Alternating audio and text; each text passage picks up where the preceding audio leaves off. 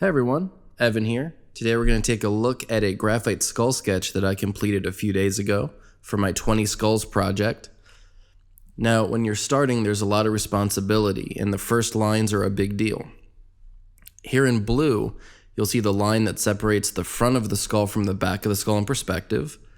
The line in green is the nasal spine, back to the cranial mass, and that orange line is the proximal edge connecting the brow ridge down to the chin, and that's kind of giving me this corner of the box.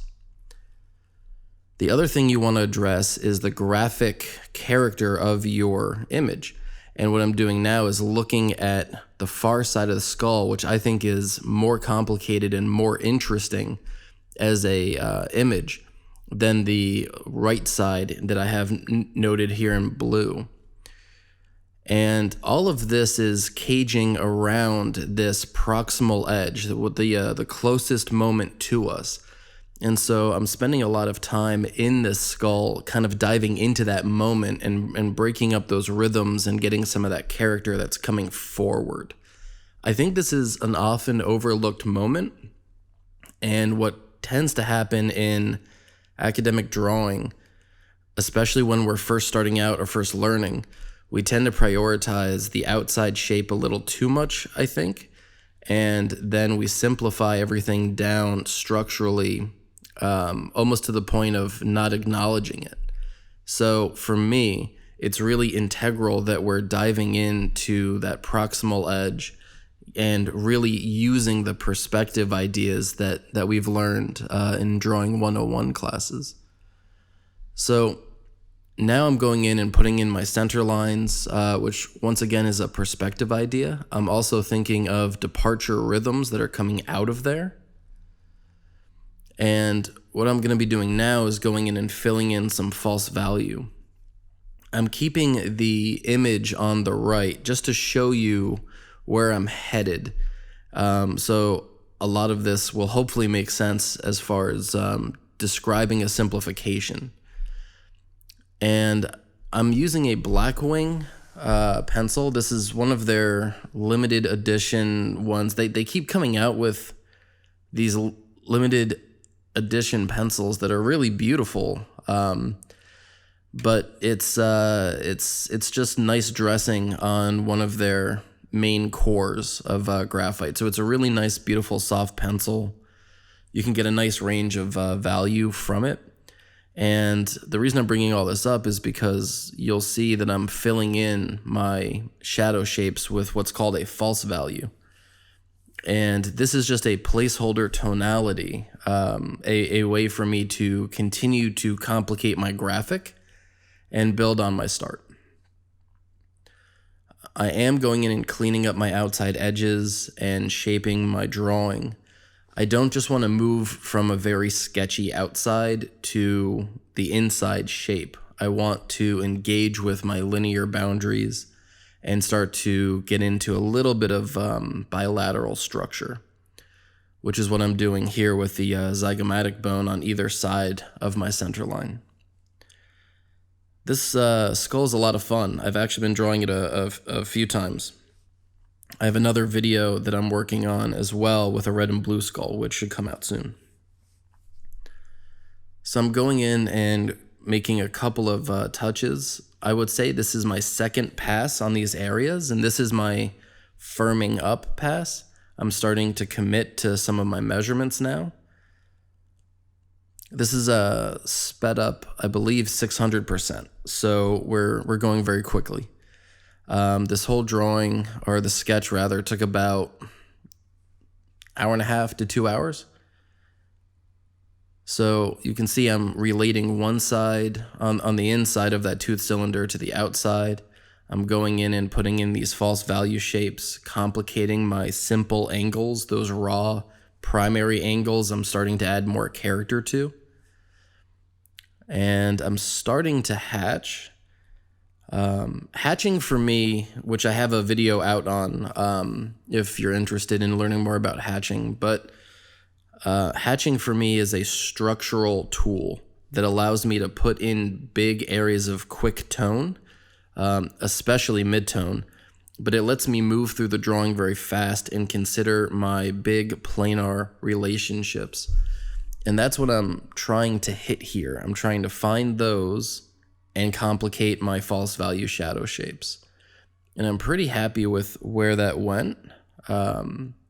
This being a sketch, I didn't labor over perfect measurement. I just wanted to achieve a very felt average accuracy. And I'm really happy with that.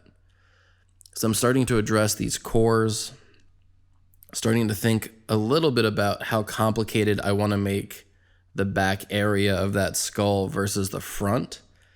And this being a sketch, I really wanted the hero side of the object to be prioritized. So that, of course, would be the face. So I'm starting to hatch and build these underplanes out, starting to hit some of the teeth. I really like the idea of the front teeth, the two front teeth sort of biting on that center line. You see how they're kind of angled in. So I'm not using a stump here, I'm just using my finger, and that was to knock down that, first few passes so I can now lift out and open up my image. I do this all the time in any medium that will let me. And when I work with ink, I tend to use sandpaper to do the same thing. So I really love opening up the drawing once again, reappraising my starts, and diving in with a new tool that has a new language. This is the General Factus BM2 mechanical eraser. It's a really, really phenomenal tool that allows me to lift out with the same language that I put the material down with. So I'm a big fan. What I'm showing you here on the right are rhythms and counter rhythms. The blue are all angled one way, more or less. The red are all angled to the opposite. And I'm thinking a lot about those rhythms as I build this piece. I find that it's helpful to acknowledge how things are more alike than they are different, especially at the start of a drawing. And this is still a start. It's not really a tonal piece, even though there's a lot going on. The value range is very condensed, which is about to change soon. But keeping it in this very tight, narrow range lets me really focus on the character and the gesture and the proportion. That being said, I'm back to my black wing, and I'm diving into an area of high contrast. And this is going to help me key my tonality. So here on the right, you can see I took the final image and really played up that proximal edge contrast. And all I'm doing there is highlighting the things I'm focusing on and how I'm considering those big angles. It's worth noting that it's not just a contrast of tonality, but also a contrast of rhythmic shape. So I'm looking at these linear boundaries, optical boundaries and base boundaries on the inside of the forms.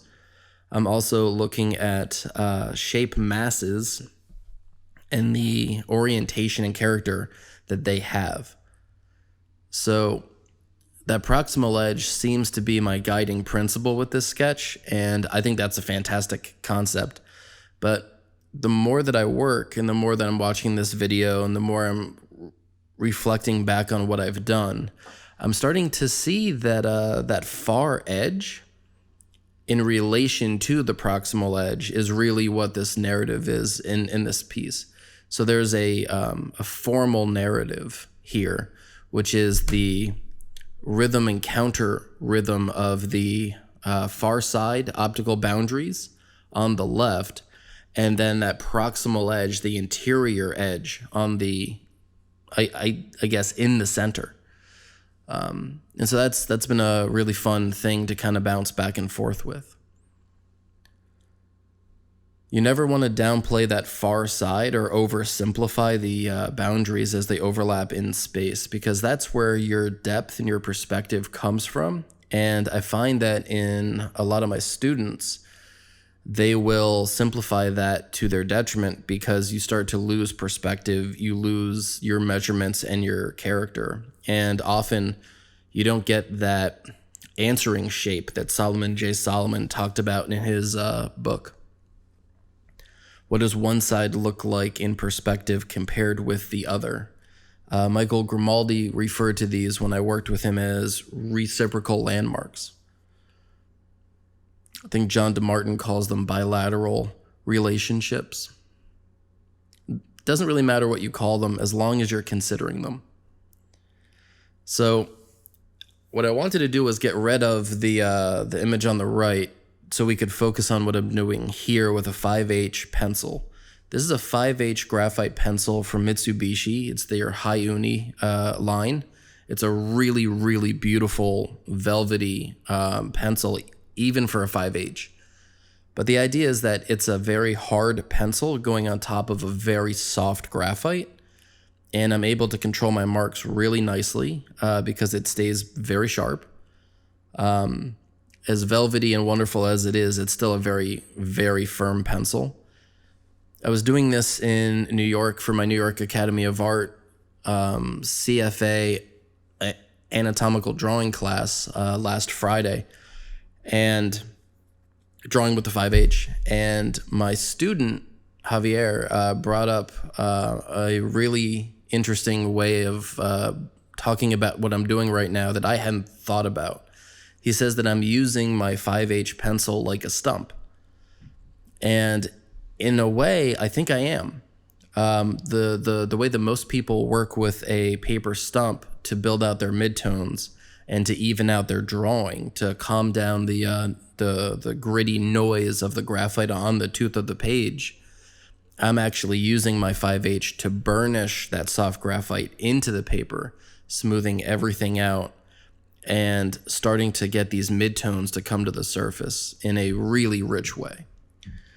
A big thing that I'm doing here is taking the drawing and really lowering the tones, dropping everything down, building out some of the midtones and the value contrasts. You can see that with this 5H on top of the soft stuff, it's starting to really push that dirt on the page into the tooth, and I'm getting darker values that are much more even.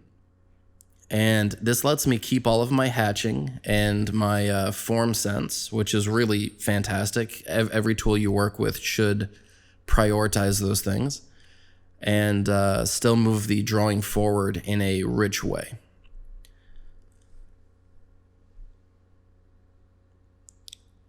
I decided to treat the side plane of the skull mostly as a very simplistic note to balance out the complex front face of the skull.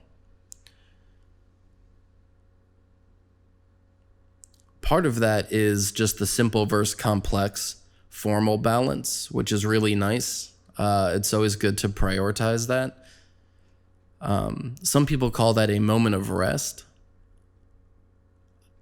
It's not exactly how I think of it, but it's not a bad way to get into that concept.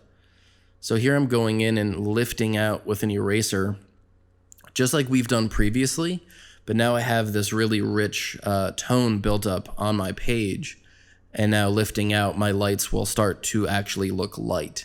So it's no longer a transparent drawing, it's a drawing that has mass. And so now my lights feel like they're sitting on the surface instead of going through it. So I'm prioritizing those main moments that we looked at previously, hitting some of those high points, trying to keep it as simple as I can. And this is kind of what I mean by simple. I don't want to make it dumbed down. You know, I still want to aim for a little bit more specificity. But I really want to prioritize the high planes and the low planes, the front planes and these octagonal planes, which once again is really that proximal edge coming forward. Rawson in his drawing book calls that the shed line, which is kind of like the bow of a ship cutting through the waves coming at you, which I think is a fascinating way of breaking that down. So hopefully you're taking note that I've made multiple passes on this drawing. It's not just drawing and finishing it as I go. I'm doing my best to treat the whole image and to build this piece up as a holistic vision. Obviously, the front of the skull is getting more treatment because at this point, I've really locked into that idea of simple versus complex. This is a very well sharpened, very, very simple HB Ticonderoga graphite pencil. It's what you can get at your grocery store, you know? It's incredibly cheap, but it's a really beautiful HB. And it sits really nice on top of the soft stuff because it's harder, but it also sits very nicely on top of that 5H. So it's going to let me go back in and begin to achieve the final value schema of this image.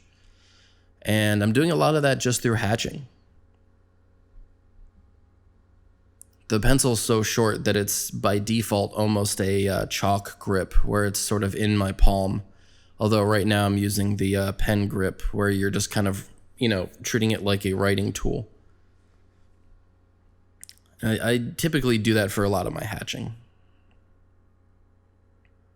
How you hold your pencil can greatly affect your range of movement and the temperament of your strokes. So here I'm bringing back a lot of the vitality of the image through hatching, and it's a way of adding these sub-rhythms and little moments of character to the final piece. I'm back to the 5H, and what I'm doing, it looks like I'm a hummingbird, wow.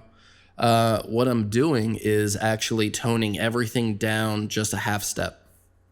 I'm knocking everything down. This is my last, I think it's my last tonal pass on the image where I'm addressing it as a holistic thing. And I did that so I could lift out the graphite one more time.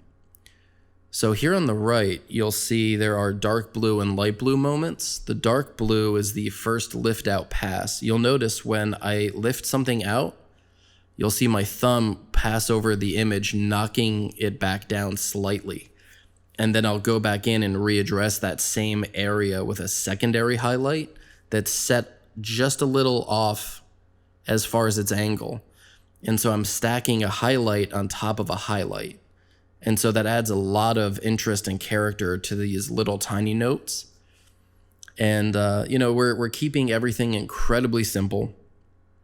I am not doing anything fancy or too complicated here.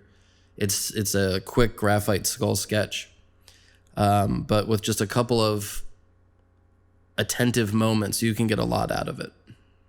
So as I said, this was filmed as part of my 20 Skulls project, which is a drawing project I'm doing every night for 20 days between my terms, and from the 23rd of December to January 11th, every evening from 6 to 8 p.m., I'll be live on Zoom drawing a skull sketch with different mediums. If you would like to join me, please feel free. The Zoom link will be on my website each day, evankitson.com. It'd be great to hang out with you and talk while I draw. And the drawings are all available for sale on my website. So I think that's it for me. Thank you for watching. I hope this was helpful. Take care.